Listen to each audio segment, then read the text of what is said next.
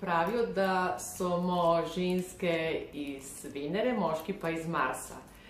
Pravzaprav ne vemo, kje so se začele naša razlikovanja, ampak predvsem se mi zdi, da so v Sloveniji zelo prisotni neki stereotipi, to so neka psihološka prepričanja, ki izhajajo iz nekih lastnosti, predvsem psiholoških, razlike med moškimi in ženskami. Stereotipi so nastali skozi zgodovino, skozi neke sociološke, kulturološke, imajo neke sociološke, kulturološke osnove. Pravzaprav pa stereotipi danes še vedno vladajo v veliki večini slovenskih organizacij. Stereotipi so tudi tisti, ki danes znanstveno dokazano krojijo in statistično potrjujejo razlike med ženskimi in moškimi principi vodenja, motiviranja, usmerjanja, pogajanja.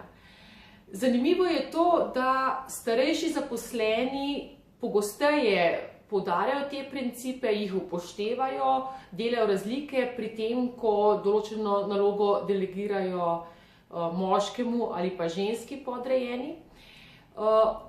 Včasih so te stereotipi lahko celo tako omejujoči, naprimer za ženske, ker sem ženska, lahko to lažje povem. Za ženske velja, da se znamo slabše pogajati in že iz tega stereotipa ven imamo pri motiviranju zaposlenih lahko veliko slabšo motivacijsko pozicijo. Predvsem pa se mi zdi, stereotipi nastopijo predvsem v situacijah, ki so ekstremne, ko so krizne. Takrat bomo moškemu predali, ti znaš voditi, ti znaš lažje se pogajati.